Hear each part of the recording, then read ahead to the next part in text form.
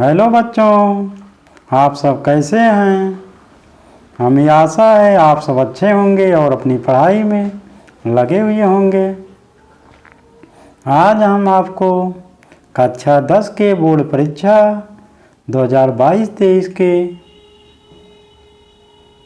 Paper में आने वाले महत्वपूर्ण टॉपिक को बताएंगे, जो हिंदी के पद्य खंड में पहले पाठ के अंतर्गत है सूरदास, जिसमें हम सूरदास के पदों को पढ़ेंगे। उनके पदों को पढ़ने से पहले हम सूरदास के जीवन परिचय के विषय में पहले पढ़ते हैं। सूरदास अष्टछाप के सर्वश्रेष्ठ कवि थे। सूरदास जी भक्ति काल के अंतर्गत सगुण भक्त के कृष्ण भक्ति शाखा के अंतर्गत महान कवि थे।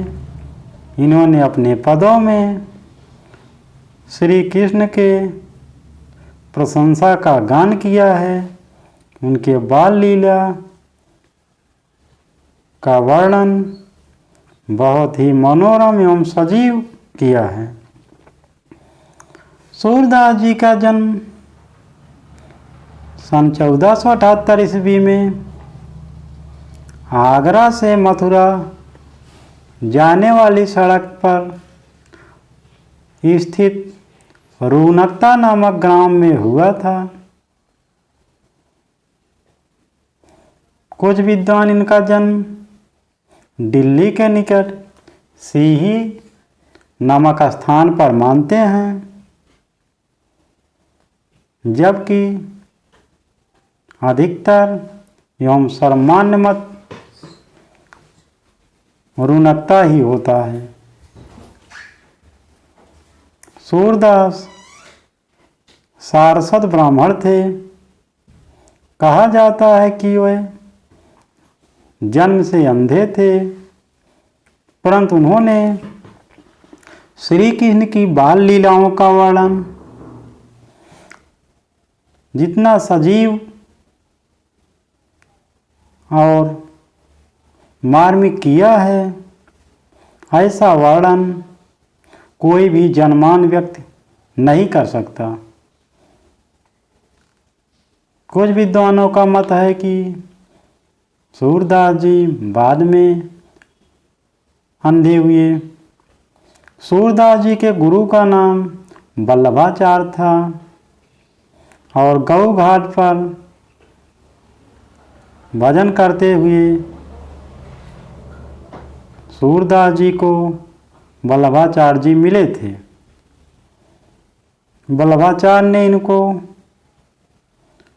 गोवर्धन पर बने श्रीनाथ जी के मंदिर में कीर्तन के लिए नियुक्त किया। वल्लभाचार्य के पुत्र विट्ठलनाथ के द्वारा स्थापित अष्टछाप के कवियों में सूरदास का सर्वप्रमुख स्थान है। इनकी मृत्यु पारसौलिन गांव में सन 1583 में हुई थी। सूरदास के 25 ग्रंथ माने जाते हैं, लेकिन केवल 3 ही ग्रंथ उपलब्ध होते हैं, जिसके अंतर्गत सूरसागर, सूरसारावली और साहित्य लहरी है। सूरसागर में भगवान कृष्ण की लीलाओं को लगभग 1.25 लाख पदों में गाया गया है, परंतु अब तक केवल 10,000 ही पद उपलब्ध होते हैं। सूरसारावली सूरसागर का सार रूप है। इसमें 1107 पद हैं। साहित्य लहरी में 118 पद हैं। इनके पद रस और अलंकारों से भरपूर हैं। सूरदास जी ब्रज भाषा में अपने पदों की रचना किए हुए हैं।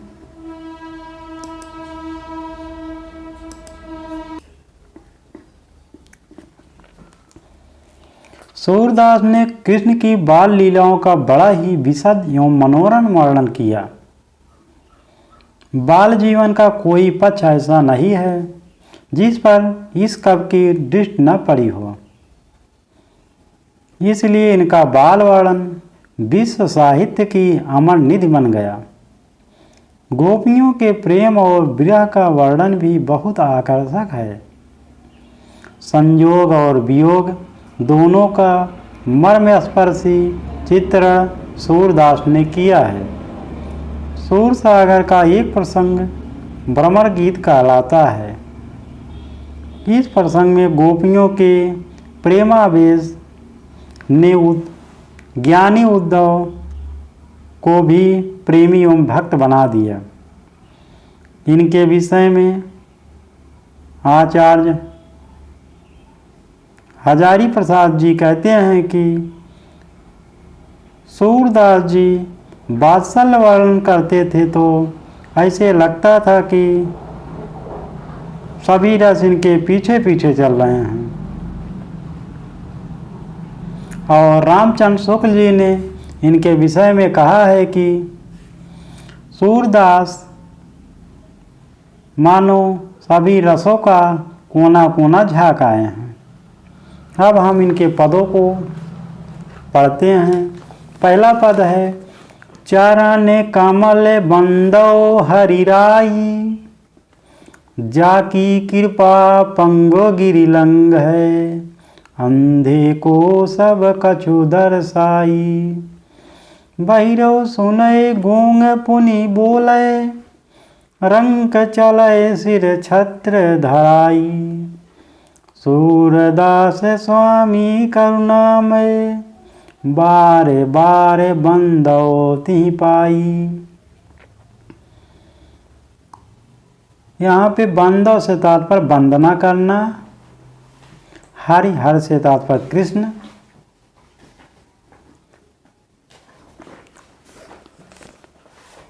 इस पद में सूरदास जी श्री कृष्ण को सर्वशक्तिमान मानते हुए उनके कमल रूपी चरणों की बार बार वंदना करते हैं और कहते हैं कि जाकी कृपा पंगु गिरिलंग है, जिसके कृपा से, पंगु से तात्पर्य लंगड़ा, गिर पहाड़ को लंघे माने लांघ जाता है। अर्थात श्री कृष्ण जी इतने सर्वशक्तिमान हैं कि जिसकी कृपा से लंगड़ा व्यक्ति भी पहाड़ को लांघ जाता है। अंधे को सब कुछ दर्शाई, अंधे व्यक्ति को सब कुछ दिखाई देने लगता है। दर्शाई से तात्पर्य दिखाई देने लगता है। बहिरो सुनय, बहिरा व्यक्ति सुनने लगता है। गूंग पुनि बोले, गूंगा व्यक्ति फिर से बोलने लगता है। रंक चलाए सिर छत्र धराई, रंक का माने एकदम गरीब दरिद्र, जिसके पास कुछ न हो, वो राजा के समान छत्रधारी हो जाता, अर्थात धनवान हो जाता है। सूरदास स्वामी करुणामय, सूरदास जी कह रहे हैं कि मैं स्वामी अर्थात श्री कृष्ण के करुणामय, करुणा के निधि अर्थात मैं श्री कृष्ण करुणा निधि को बार बार वंदना ती पाई, उनके चरणों की माँ बार बार वंदना करता हूँ। इसमें काव्य सौंदर्य के तत्व के अंतर्गत हम लिखेंगे पहले पॉइंट में, इसकी भाषा ब्रज है, यह मुक्तक छंद है, इसमें चरण रूपी कमल रूपी चरणों की बात कही गई है, इसलिए रूपक अलंकार है। इसी के साथ हम पद संख्या 2 को देखते हैं।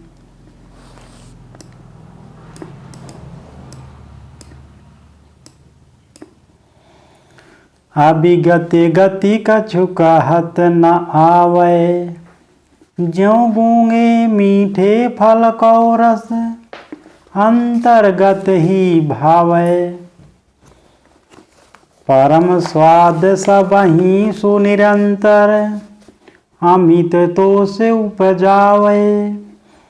मन वाणी को अगम्य गोचर, सो जानै जो पावे।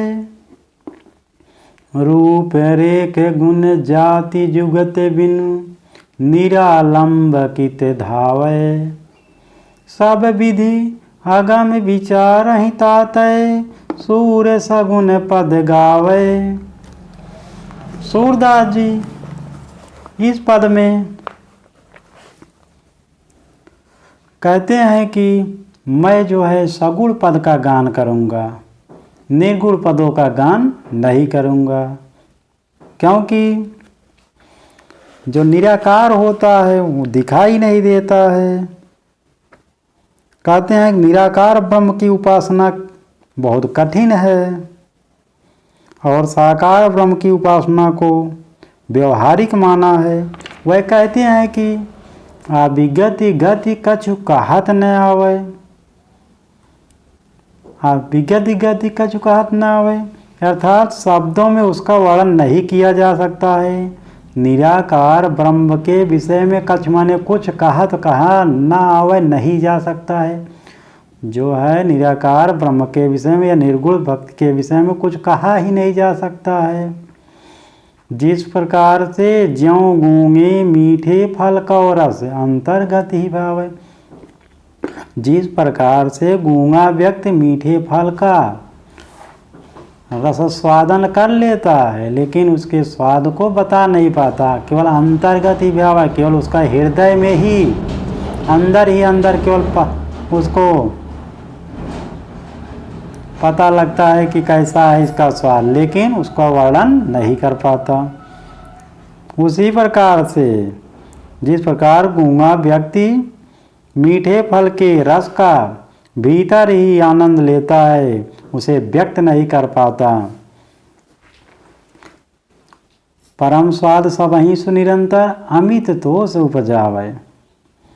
उसी प्रकार से सूरदास जी करें उसके परम स्वाद को सबहि सुनिरंतर वाणी की, उसी प्रकार निराकार ब्रह्म के स्वरूप को वाणी को व्यक्त करना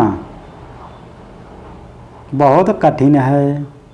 मन वाणी को अगम गोचर, जो निर्गुण होता है, निर्गुण पंथ या निर्गुण योग ज्ञान, वो मन से वाणी से आगम पहुँचा नहीं जा सकता, अगोचर इंद्रियों से दूर। सो जाने जो पावे, जो निर्गुण को जानता है वही पाता है।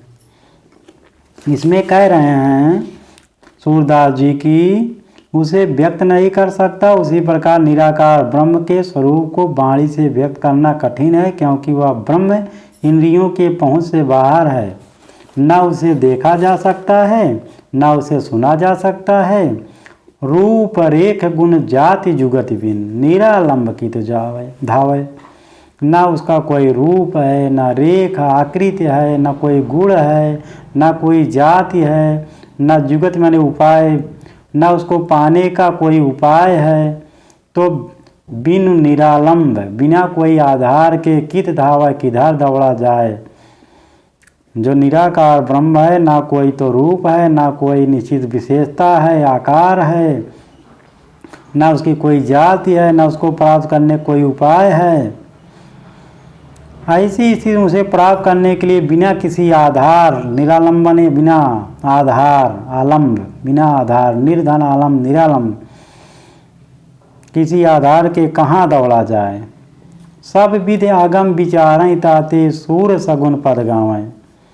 सूरदास जी कहते हैं कि इसलिए हम सभी विधियों से, सभी तरीकों से सोच विचार करके, न अगम जहाँ न पहुँचा जा सके, अगम्य है, विचारें ताते विचार करके सूर सगुन पद गावें। मैं सूर ने कहा, सूरदास जी कहते हैं सगुण रूप की लीलाओं को अपने पदों में गाया है।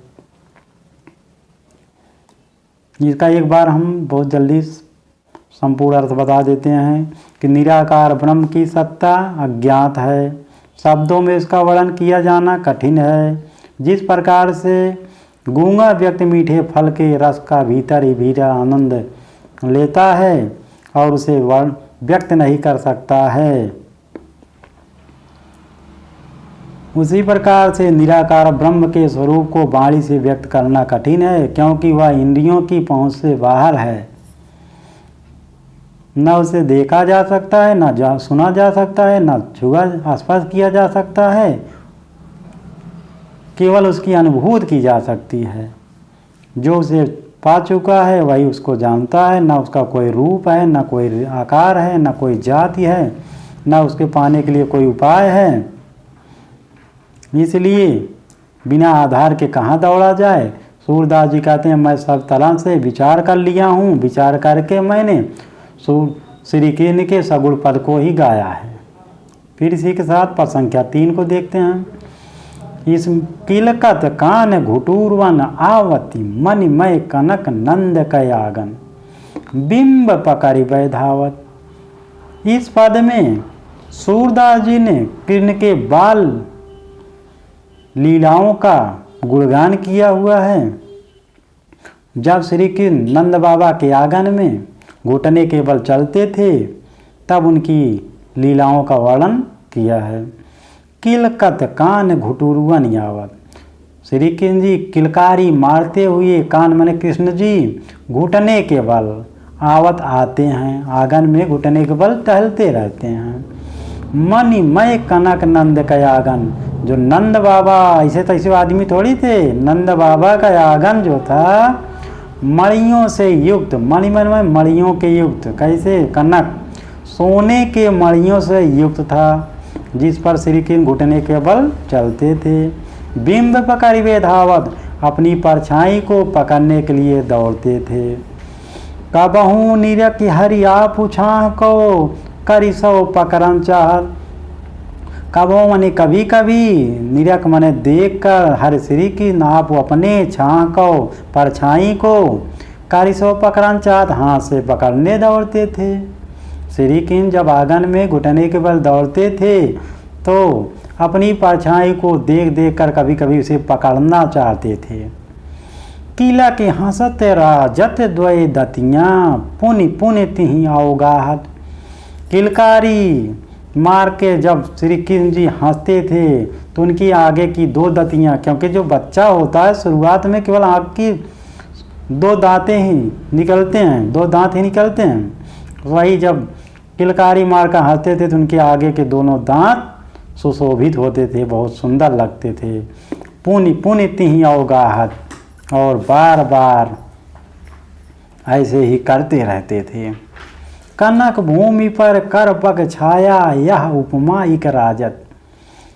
सोने की भूमि, अर्थात क्योंकि उनके आंगन में स्वर्ण जड़ित मणियाँ लगी हुई थी, तो सोने की भूमि पर अर्थात मणियों पर उनके हाथों की पैरों की छाया परछाई जब पड़ती थी तो यह उपमा इतना अच्छा लगती थी कि इसकी शोभा जो है अद्वितीय रहती थी। एक राजत अद्वितीय शोभा दिखाई देती थी, इसके समान कोई शोभा ही ना हो।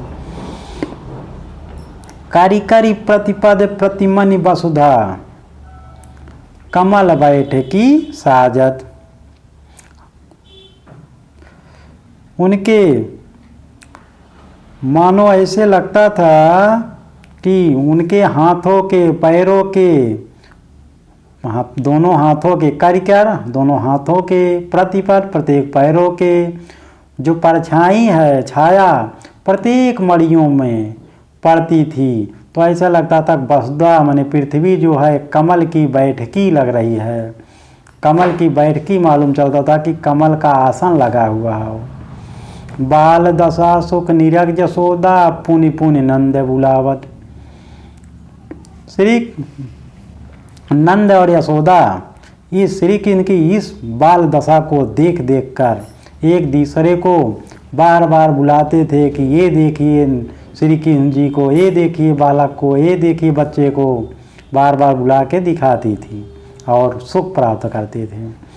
आचरा तर लय ढांक, और जसोदा माता श्री कृष्ण को आचारा अपने आंचल के नीचे ढांक लेती थी और सूर्य के प्रभु को दूध पिया। सूरदास के प्रभु अर्थात श्री कृष्ण को दूध पिलाती थी। इसका संपूर्ण अर्थ एक बार हम आपको बता देते हैं कि बालक श्री कृष्ण स्वर्ण सोने से युक्त मड़ियों में जड़े नंद जी के आंगन में घुटनों के बल चल रहे हैं तथा आंगन एवं मड़ियों पर पड़े हुए अपने प्रतिबिंब को पकड़ने के लिए दौड़ते हैं, दौड़ते हैं। कभी वह अपनी परछाई को जो मड़ियों पर पड़ती हैं, परछाई को हाथ से पकड़ना चाहते हैं।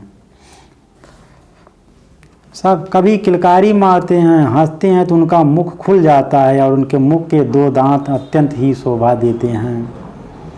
जो परछाई में भी हंसती हुई मुद्रा में दिखलाई पड़ते हैं, वह बार बार उसे पकड़ने की कोशिश करते हैं। आंगन की स्वर्ण युक्त भूमि और मड़ियों पर बालक श्री कृष्ण के कमलवत हाथ और पैरों की छाया पड़ती है, जिसको देखकर ऐसा मालूम चलता है कि मानो प्रत्येक मणि में उनके बैठने के लिए पृथ्वी ने कमल की बैठकी या कमल का आसन सजा दिया हो। श्री कृष्ण की इस बाल लीला को देखकर यशोदा जी प्रसन्न होती थी। यशोदा माता प्रसन्न होकर नंद बाबा को बार बार बुलाती थी कि अपने इस सुपुत्र को आके देखो तो, और अपने फिर प्यार से दुलार से वात्सल्य के कारण अपने बालक को अपने आंचल के तले ढांक कर उसे दूध पिलाती थी। इसकी अब इसमें हम काव्य सौंदर्य के तत्व के अंतर्गत देखेंगे तो इसकी भाषा ब्रज है। फिर दूसरे पॉइंट में ये मुक्तक छंद है और कनक भूमि, मानो ऐसा लग रहा है कि भूमि जो है सोने की हो गई, यहाँ उत्प्रेक्षा अलंकार होगा और वात्सल्य रस होगा, क्योंकि बच्चे का वर्णन हो रहा है, बच्चे की सुंदरता का और बच्चे के प्रेम का। अब हम पद संख्या 4 को देखेंगे। मैं अपनी सब गाय चरई हूँ, प्रातः होत बल के संग जई हूँ। तेरे कहे न रही हूँ, ग्वाल वाल ग्वाइन के भीतर नए को डर नहीं लागत। आज न सो नंद दुहाई, रैन रहूँगा जागत। और ग्वाल सब गाय चराई हैं, मैं घर बैठो रही हूँ। सूर्य श्याम तुम सोई रहो, अब प्रात जान मैं दई हूँ। इस पद में श्री कृष्ण जी बालक श्री कृष्ण के, इस पद में सूरदास जी बालक श्री कृष्ण के हठ का वर्णन करते हैं। जब वे बच्चा रहते हैं, छोटा सा बालक रहते हैं, तो अपनी माता जसोदा से हठ करते हैं कि हे माता, मैं गाय चराने जाऊंगी। इसी का वर्णन इस पद में है। चलिए मैं शब्दार्थ को देखते हुए व्याख्या भी देखते हैं।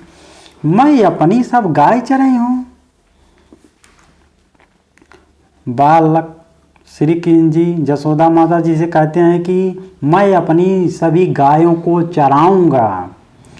प्रातः हो, जैसे ही सुबह होगा, बल के संग बलराम के संग जई हो जाऊंगा। कह रहे हैं कि मैं अपनी सभी गायों को चराने के लिए जैसे ही सुबह होगा मैं बलराम भैया के संग जाऊंगा। तेरे कहे न रही हूँ, और तुम्हारे कहने से मैं यहाँ नहीं रुकूंगा। यशोदा माता से कह रहे हैं और कह रहे हैं कि ग्वाल वाल गायन के भीतर नए को डर नहीं लागल। जब यशोदा माता से बालक श्री कृष्ण हट करते हैं कि हे माता, मैं सुबह सुबह ही गायों को चराने जंगल में या वन में जाऊंगा, तब माता यशोदा कहती हैं कि नहीं, अभी तुम बालक हो, छोटे बच्चे हो, वहाँ जंगल में शेर रहते हैं, बाघ रहते हैं, चीता रहते हैं, वहाँ अभी मत जाओ, वहाँ बहुत दूर है, तुम थक जाओगे, परेशान हो जाओगे। तो बाल श्री कृष्ण जी कहते हैं कि ग्वाल वाल गायन के भीतर हमें नए का मैंने थोड़ा सा भी डर नहीं लगा। हमें ग्वालों के और गायों के बीच थोड़ा भी डर नहीं लगता। मैं जाऊंगा गाय चराने। आज न सोमो नंद दुहाई, रहने रहूंगा जागत। और श्री कृष्ण जी कह रहे हैं जसोदा माता से कि नंद बाबा की कसम खा के मैं कहता हूँ, नंद दुहाई, नंद बाबा कसम खा कर कहता हूँ, आज नहीं सोऊंगा, रह नहीं रहूँगा जाकर, पूरी रात जागते रहूँगा, नहीं तो सुबह हो गई मैं सोता रहूँगा। बलराम भैया और ग्वाल वाले सब गाय चराने चले जाएंगे। तो और श्री कृष्ण जी कह रहे हैं कि और ग्वाल सब गाय चराई हैं, मैं घर बैठे रही हूँ। कह रहे हैं कि हे माता जसोदा, सब ग्वाल वाले गाय चराने जाएंगे, मैं घर में बैठा रहूँगा, भला इसे होगा? हम नहीं, हम भी चराने जाऊँगा। और सूर्य श्याम तुम सोई रहो, अब प्रात जान मैं दई हूँ। माता जसोदा कहती हैं सूरदास के प्रभु अर्थात हे श्री कृष्ण, तुम सो जाओ, अब सुबह होते ही मैं तुमको गाय चराने जाने दूंगी। इसमें भी काव्य सौंदर्य के तत्व के अंतर्गत मुक्त छंद है, ब्रज भाषा है, और इसमें वात्सल्य रस का वर्णन किया गया है। फिर आगे देखते हैं पद संख्या 5। मैया हो न चरई हो गाई, सिगरे ग्वाल घिरावत मोसो, मेरे पाई पिराई, जौन पत्याई पूछ बल दावही, अपनी सौह दिवाई। इस पद में, इसके पहले वाले पद में तो श्री कृष्ण हट करते हैं कि मैं गाय चराने जाऊंगा। फिर आप गाय चरा के वापस आते हैं तो अपनी माता जसोदा से कहते हैं हे मैया, हे माता, हम गाय चराने नहीं जाऊंगा। मैया हो न चराई हो गाई, हे माता मैं गाय नहीं चराऊंगा, गाय चराने नहीं जाऊंगा। सिगरे ग्वाल घिरावत मोसो, मेरे पाई पिराई। सिगरे का मतलब सभी ग्वाल वाले, गिरावत माने लौटवाते हैं, मोसो मुझसे, मेरे पाई पिराई। हे माता मैं गाय चराने नहीं जाऊंगा क्योंकि सभी ग्वाल वाले मुझसे गायों को घिरवाते हैं, लौटवाते हैं। मेरे पाई पिरारी, मेरा पैर दर्द करने लगा है। और कह रहे हैं श्री कृष्ण अपनी माता से, और बता रहे हैं जौन पताई पूछ बलदाऊ, अगर आपको पत्या माने विश्वास ना हो तो पूछ लीजिए बलदाऊ भैया से।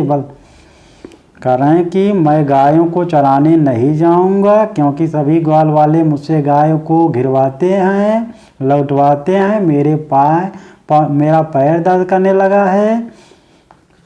अगर ये बात आपको विश्वास ना हो तो बलदाऊ भैया से पूछ लो। लेकिन कैसे पूछोगे? अपनी सौंह दिवाई, अपनी कसम दिलाकर पूछना, नहीं तो कहेंगे कि नहीं झूठ कह रहे हैं तुम। यह सुन माई जसोदा ग्वालिन गारी दे रिसाए। यह सुनकर माता जसोदा ग्वाल वालों को, ग्वालिनों को गाली देती हैं और नाराज रिसा जाती, मतलब गुस्साती हैं, क्रोधित होती हैं, गुस्सा जाती हैं। कह रही हैं माता जसोदा कि मैं पठवत अपने लड़किया को, मैं तो अपने लड़का को भेजती हूँ, आवे मन बहलाए, जाए मन बहलाए, घर में रहने से ऊब जाता है, जाए अपना गायों के बीच अपना मन बहलाए। लेकिन सब मेरे लड़के को, मेरे बच्चे को परेशान करते हैं, इस पर नाराज होती हैं। सूर्य श्याम मेरो अति बालक, मारत ताही रेंगाए, रेंगाए मैंने दौड़ाए कर। सूरदास के प्रभु अर्थात श्री कृष्ण, श्याम से तात्पर्य श्री कृष्ण, मेरा तो अभी अत्यधिक छोटा बच्चा है, बालक है, सब इसको दौड़ा कर मार डाल रहे हैं, परेशान कर दे रहे हैं। इसमें काव्य सौंदर्य के तत्व के अंतर्गत ब्रज भाषा है, मुक्तक छंद है, इसमें उलाहना दे रही हैं माता जसोदा। माता जसोदा से श्री कृष्ण उलाहना दे रहे हैं, कह रहे हैं माता जी हमको बहुत परेशान करते हैं सब। इसी के साथ पद संख्या हम 6 को देखते हैं। सखी मुरली लीजे चोरी, जिन गोपाल कीने अपने बस, प्रीत सबन की तोरी। छीनिक घर भीतर निशिवासर धरत न कबहूँ छोरी। कबहूँ कर कबहूँ अधरन कट कबहूँ खोसत जोरी। ना जाना कछ मेली मोहिनी राख अंगंग भोरी। सूरदास प्रभु को मन सजनी बांध्यो राग की डोरी। इस पद में गोपिकाएं मुरली को अपना सौतिया डाह जताते हुए कहती हैं कि हे सखी उसे चुरा लेना चाहिए, और आपस में बातचीत करती हैं। कहती हैं मुरली जब से आई है तब से श्री कृष्ण हम लोगों को भूल गए हैं, हमारी तरफ ध्यान नहीं देते हैं। वो दिन रात उसी मुरली के अर्थात बंसी के साथ लगे रहते हैं। गोपियाँ कह रही हे सखी, सखी री हे सखी मुरली लीजिए चोरी। कृष्ण की मुरली को हम लोग चुरा लें, क्योंकि इस मुरली ने कृष्ण को जिन गोपाल कीन्हे अपने बस। क्योंकि गोपाल मन श्री कृष्ण को कीने मैंने कर लिया है अपने बस में, क्योंकि ये मुरली या बंसी कृष्ण को अपने बस में कर लिया है। प्रीत सबन की तोड़, हम सब की प्रीत या मित्रता को प्रेम को तोड़ दिया है। छीन एक घर भीतर निशिवासर धरत न कबहूँ छोरी। छीन एक क्षण भी घर हो या भीतर हो, रात हो निश्चय रात वासर दिन हो, धरत न कबहूँ छोर, इसे कभी अपने रखते नहीं, इसको साथ इसका साथ कभी छोड़ते नहीं हैं। कबहूँ कर कभी ये मुरली जो है कभी बंसी, कभी हाथों में, कबहूँ अधरान, कभी होठों में, कट कबहूँ खोसत जोर, कभी कभी अपने कमर में इसे खोसते रहते हैं। न जानो कछु मेल मोहिनी राखे अंगंग भोर। न जाने कौन सी या मेल मोहिनी यानी कि मंत्र मार दिया है, मोहिनी मंत्र चढ़ा दिया इस बंसी ने कि श्री कृष्ण को अपने बस में कर लिया है। राखे अंगंग भोर, जो उनके अंग अंग में टहल रही है या राज कर रही है, सुशोभित हो रही है। सूरदास प्रभु को मन सजनी बाध्यो राग की डोर। सूरदास की शब्दों में गोपियाँ कहती हैं कि प्रभु को अर्थात श्री कृष्ण को, श्री कृष्ण के मन को ये बांसुरी अपने प्रेम की डोर में बांध ली है। अब इसका संपूर्ण अर्थ एक बार आपको बता देते हैं। कृष्ण की मुरली को गोपियाँ कहती हैं कि हम क्यों चुरा न लें, क्योंकि यह श्री कृष्ण को अपने बस में कर ली है और सबके प्रेम संबंधों को तोड़वा दिया है। श्री कृष्ण बांसुरी के प्रेम में ऐसे आसक्त हो गए हैं कि घर हो बाहर हो रात हो दिन हो उसे अपनाए रखते हैं, अपने साथ लिए रहते हैं। एक क्षण के लिए भी उसे अलग नहीं रखते हैं, छोड़ते नहीं हैं। वही से कभी हाथ में, कभी होठों पर, कभी कमर में खोस कर रख लेते हैं। पता नहीं इस बंसी ने ऐसी कौन सी मोहिनी मंत्र फेंका है कि श्री कृष्ण के अंग अंग को आकर्षित कर ली है, उनका मन अपने प्रेम रूपी डोर में बांध रखी है। इसमें काव्य सौंदर्य के तत्व में पहला पॉइंट होगा कि जो गोपियां हैं मुरली या बंसी रूपी स्त्री से, सौतिया दास से बहुत परेशान है, जिसका सुंदर चित्रण हुआ है। कभी कबहूँ कर कबहूँ अधरान कटी, कबहूँ खोसत जोरी। मेल मोहिनी में अनुप्रास अलंकार है, का 2 बार आया है। कट कबहूँ, उसके बाद हम पद संख्या 7 को देखते हैं। उधव मोहि ब्रज बिसरत नाही, वृंदावन गोकुल बन उपवन, सघन कुंज की छाही। प्रात समय माता जसुमति अरु, नंद देखी सब सुख पावत। माखन रोटी दह्यो सजायो, अतिहित साथ खवावत। गोपी ग्वाल बाल संग खेलत, सब दिन हंसत सिरात। सूरदास धनी धनी ब्रजवासी, जिन सौ हित जतु तात। बिसरत नहीं मैंने भूलते नहीं हैं, बिसरत नहीं से तात्पर्य भूलते नहीं हैं। श्रीयास का अर्थ होता बीत जाता था। उसके बाद है जदुतात माने श्री कृष्ण। इस पद में जब श्री कृष्ण जी ब्रज से मथुरा चले जाते हैं तो उनको ब्रज प्रदेश की बहुत याद आती है।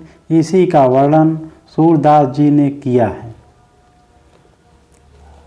सूरदास जी कहते हैं, हे उद्धव, उद्धव मोहि ब्रज बिसरत नाही। हे उद्धव, मोहि माने हमें ब्रज भूल नहीं रहा, अर्थात हमें ब्रज की याद हमेशा आती रहती है। वृंदावन गोकुल वन उपवन सघन कुंज की छाई। सघन माने घना। हमें हमेशा श्री कृष्ण जी कह रहे हैं, हमेशा वृंदावन और गोकुल वन और उपवन बाग बगीचों, गोकुल हमें वृंदावन और गोकुल माने के गोकुल वन के बगीचे और जो उनके घना छाया था और वहाँ के बगीचों की जो छाई थी हमेशा याद आती रहती है। जब सुबह होता था प्रातः समय में जब सुबह होता था, माता जसोदा अरुनंद और नंद बाबा देख सुख पावत। जब प्रातः होती थी माता जसोदा और नंद बाबा को देख देख कर बहुत सुख मिलता था। माखन रोटी दह्यो सजायो अति हित साथ कवावत। माखन रोटी और दही सजाकर माता जसोदा बहुत प्रेम से कल हित के साथ स्नेह के साथ हमेशा खिलाती थी। गोपी ग्वाल बाल संग खेलत और प्रतिदिन गोपियों के संग ग्वाल बालों के संग खेलता था। सब दिन हंसत फिरात और पूरा दिन हंसते हंसते बीत जाता था। और सूरदास जी कह रहे हैं कि ब्रजवासी ब्रज के लोग धन्य हैं, उनका बहुत धन्यवाद, बहुत किस्मत वाले हैं, उनका बहुत धन्य हैं कि जिससे उनका प्रेम श्री कृष्ण से जुड़ा हुआ है, उनका कल्याण श्री कृष्ण से जुड़ा हुआ है और श्री कृष्ण जी उनको हमेशा याद करते हैं। अब इसके बाद संपूर्ण अर्थ इसका एक बार देख लेते हैं। जब हे उद्धव मुझे ब्रज की बड़ी याद आ रही है, श्री कृष्ण जी कह रहे हैं कि उद्धव मोहि ब्रज बिसरत नाही, मुझे ब्रज हमेशा याद आता है, भूलता नहीं है।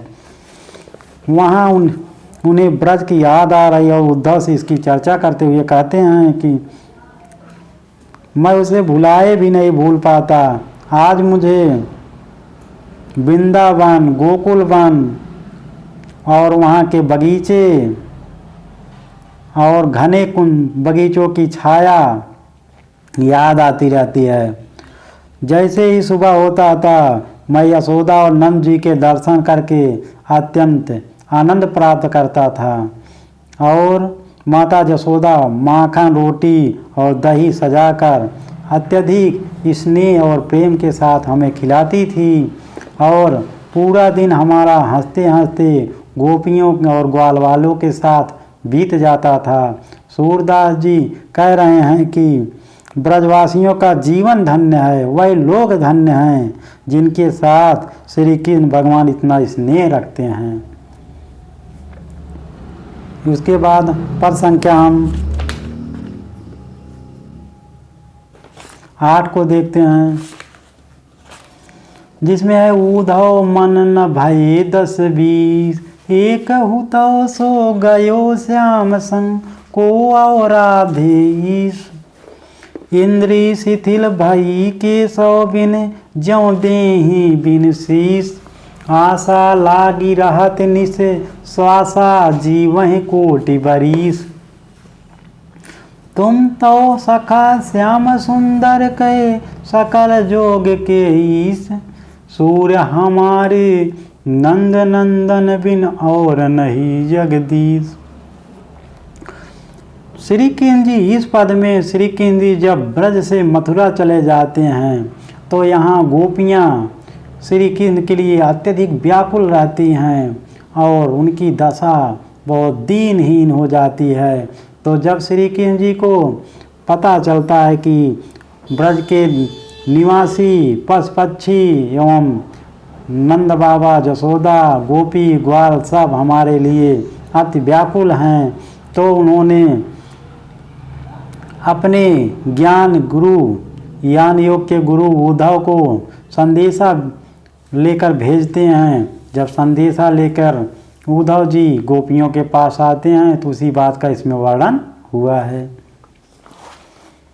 गोपियाँ कहती हैं उद्धव से कि हे उद्धव, मन न भाई 10-20, मन तो हमारे एक होते हैं, मन तो 10-20 नहीं होता। मन या हृदय, दिल तो एक होते हैं, दिल या हृदय 10-20 नहीं होते हैं। जो मन था एक होता एक था, सो गयो श्याम संग, जो श्री कृष्ण के साथ चला गया। को और आधा ईस, अब कौन सा मन है इस जो श्री कृष्ण स्वामी के प्रति समर्पित हो गया था। इसमें गोपियाँ कह रही हैं कि हमारे पास 10-20 हृदय तो नहीं हैं, उनमें एक कोई ईश्वर की आराधना में लगा दिया। हमारे पास जो एक मन था या हृदय था वो कृष्ण के साथ मथुरा चला गया। अब हम किस हृदय से तुम्हारे निराकार ब्रह्म की उपासना करूं।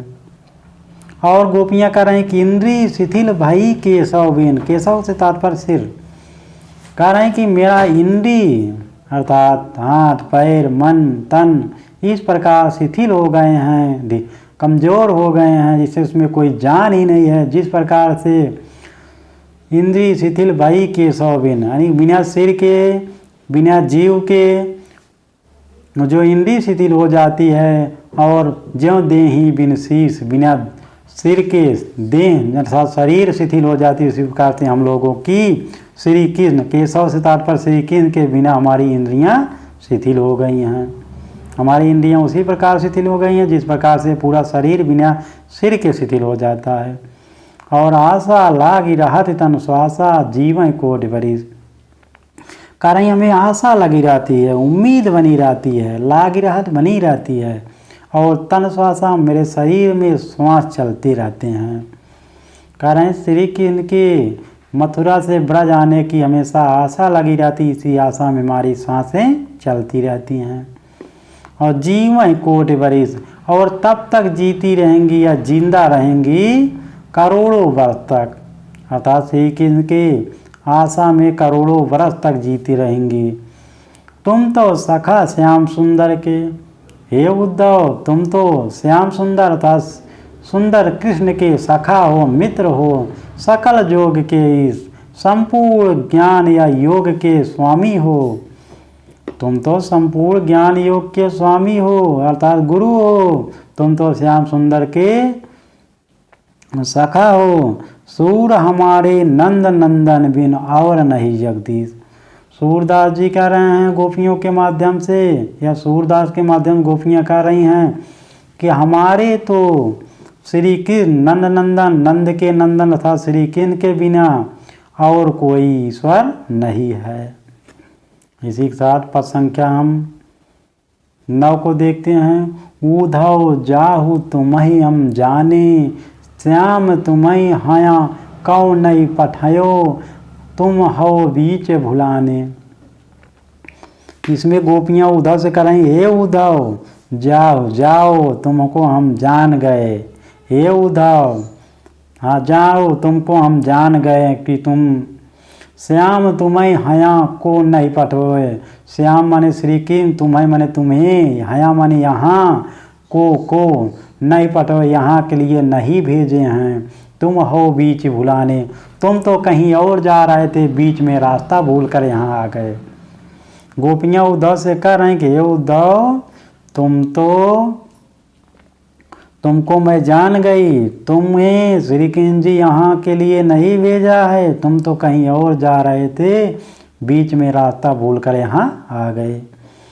ब्रज नारिन सौ जोग कहत हो, बात कहत न ल जाने।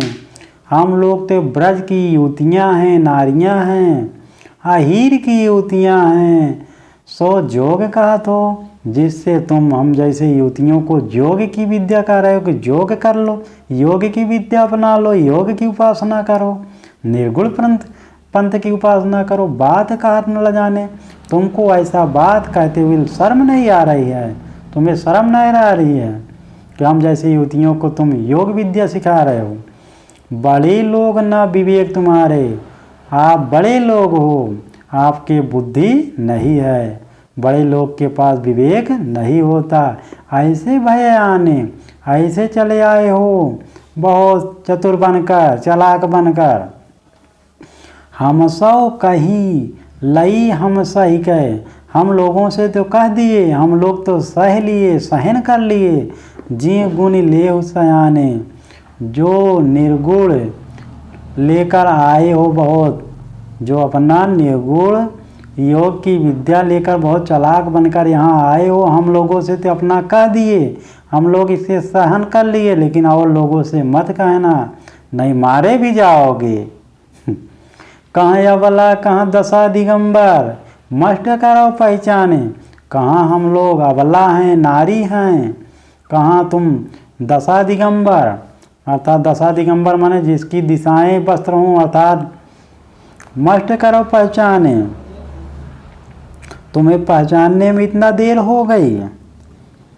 साच कहूँ तुमको अपनी सौ बूझती बात निदाने, सच कह रही हूँ तुमको, तुमसे अपनी सौ, अपनी कसम देकर हम लोग तुमसे कह रही हूँ, बूझती बात निदाने, तुमसे हम लोग पूछ रहे हैं एक बात हमको बताइए। सूर्य श्याम जब तुम्हारी पठायो, तब नए कहूँ मुस्काने। सूरदास के श्याम प्रभु अर्थात श्याम श्री कृष्ण जब तुम्हें यहाँ के लिए पठाया भेजा, तब थोड़ा सा मुस्कुराए थे कि नहीं हमको थोड़ा सच बताओ। अगर मुस्कुराए होंगे तब तो समझ लेना कि झूठे तुमसे मजाक कर रहे थे, तुम यहाँ चले आए बहुत चालाक बनकर। इसी के साथ हम पद संख्या 10 को देखते हैं।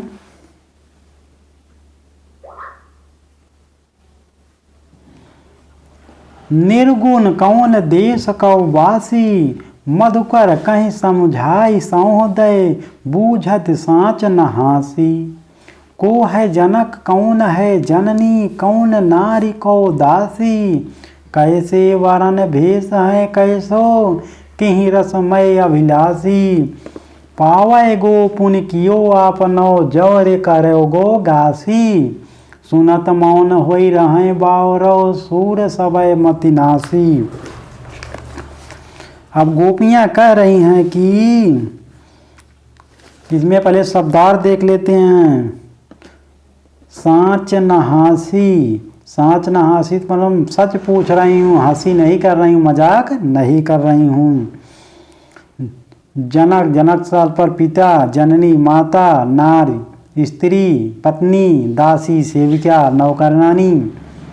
कैसे वरन कैसा रंग, भेष रूप, किस रस अभिलाषी, किस रास का इच्छा करता है, अभिलाषा करता है। पावै गो पुनि, कि वो अपना किया हुआ दोबारा पाओगे। गासी, गासी माने अगर मुझसे छल करोगे, छल। नासी, नाश हो जाएगा। बावरो, पागल।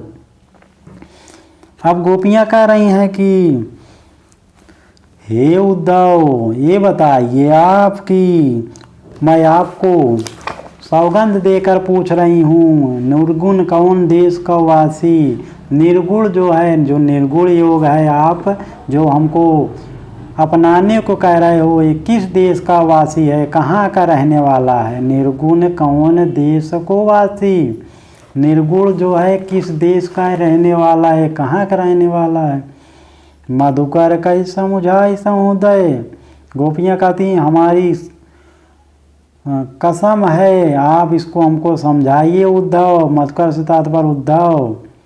बूझत साँच नहासी, हम लोग इसे सच पूछ रही हूँ, मजाक नहीं कर रही हूँ।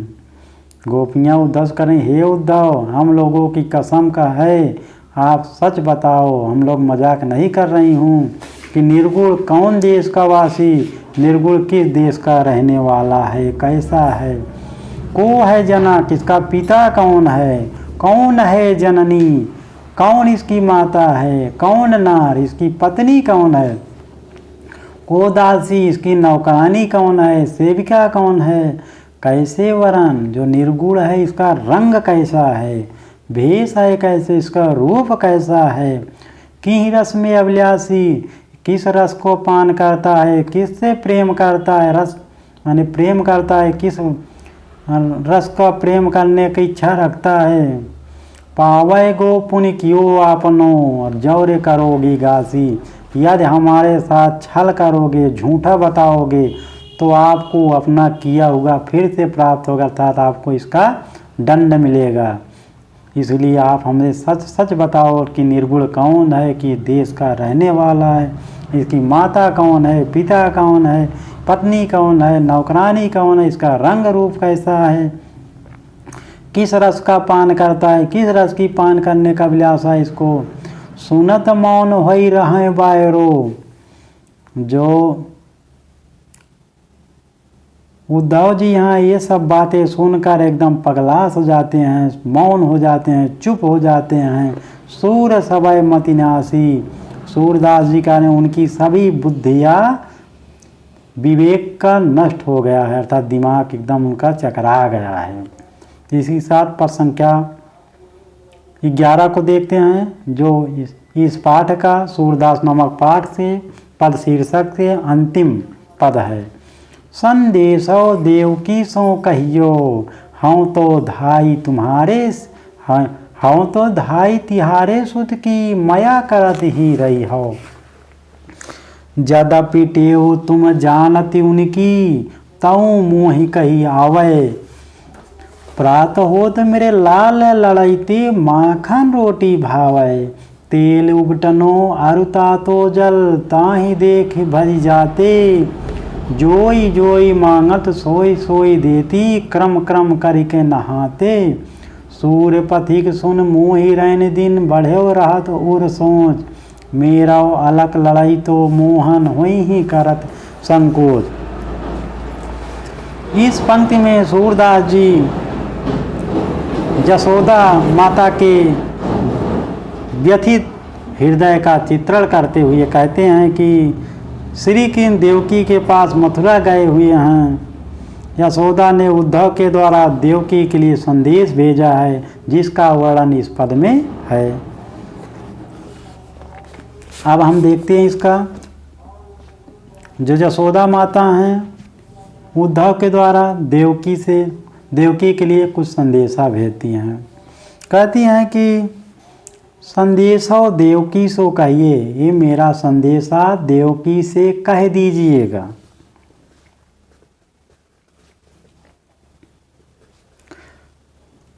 इतना संदेश कह देना कि हूँ तो धाई तिहारे सुत की, मैं तो तुम्हारे पुत्र की धाय माँ हूँ। धाय माने पालन करने वाली माँ। माया कराती ही रही हो, लेकिन तब भी हमेशा माया करती रहती हूँ, उनको याद करती रहती हूँ, स्नेह करती रहती हूँ। उनके पुत्र का पालन पोषण करने वाली धाय मात्र हूँ। आप तो हे देवकी, आप तो जन्म देने वाली हो, फिर भी मैं उससे माया करती रहती हूँ। ज्यादा टेव तुम जानत उनकी, तऊ मोह कही आवे। तुम तो उनके टेव को जानती हो, हे देवकी, तुम तो श्री कृष्ण के टेव को जानती ही हो, लेकिन फिर भी, तऊ माने फिर भी, मोह माने हम, कही आवत कुछ बातें आपको कह देती हूँ। यह भी कहना नहीं चाहती हूँ, लेकिन मैं जानती हूँ कि उनकी आदतों को आप जानती हो, इसलिए मैं ज़्यादा तो नहीं, लेकिन कुछ बातें आपको बता रही हूँ, संदेशा दे रही हूँ, जिसको आप सुनिएगा। प्रात होत मेरे लाल लड़ाईते, माखन रोटी भावे। जैसे ही सुबह होती है, मेरे श्री कृष्ण को, लाल को, मेरे पुत्र को माखन रोटी बहुत अच्छी लगती थी। तेल उबटनो तारु तातो जल ताही देखी भज जाते। तेल को, उबटन बुकवा को, और गर्म जल, तातो जल माने गर्म जल को, जब वो सुबह स्नान करने के लिए तेल को, उबटन को, गर्म जल को देखते थे, ताही देखी भज जाते, उसको देखकर भाग जाते थे। श्री कृष्ण जब तेल उबटन को और गर्म जल को देखते थे तो नहाने से बचने के लिए भाग जाते थे। जो लेकिन मैं उनको कैसे बहला फुसला कर नहलाती थी, ये बात देखिए। जोई जोई मांगत सोई सोई देती। जो जो श्री कृष्ण जी मांगते थे मैं उनको वो चीज़ें देती थी, और क्रम क्रम मानी बारी बारी से करके नहा लेते थे, प्रसाद का स्नान करते थे। सूर्य पथिक सुन मोहि रैन दिन। सूरदास जी के शब्दों में माता यशोदा कहती हैं कि मैं इनकी बातों को सुनकर, हमें रात दिन सुनकर, मोहि माने मुझे, रैन माने रात, दिन माने दिन, रात दिन बढ़े माने बढ़ी रहती है, राहत माने रहती है, और माने हृदय में सोच, हमें उनकी बातों को सोच सोच कर रात दिन चिंता बनी रहती है। मेरो अलख लाई तो मोहन हुई ही करत संकोच। इसमें माता यशोदा उद्धव से कहती हैं, अब मुझे दिन रात इसी बात की सोच रहती है। मेरा अत्यंत दुलारा अलख, अलख माने अत्यंत, लड़ाई तो माने दुलारा, मोहन श्री कृष्ण, उनके यहाँ वहीं ही करत संकोच, उनके यहाँ भोजन करने में, नहाने में, खेलने में संकोच करते होंगे, पता नहीं मांगते होंगे कि नहीं मांगते होंगे। ये सब बातें हैं इसमें। ठीक है बच्चों, मेरे चैनल को शेयर कर दीजिएगा, सब्सक्राइब कर दीजिएगा। हम फिर अगले पार्ट को लेकर अगले वीडियो में उपस्थित होंगे। आप पढ़ाई में लगे रहिए, क्योंकि मार्च के पहले सप्ताह में आप लोगों का एग्ज़ाम होने वाला है। धन्यवाद।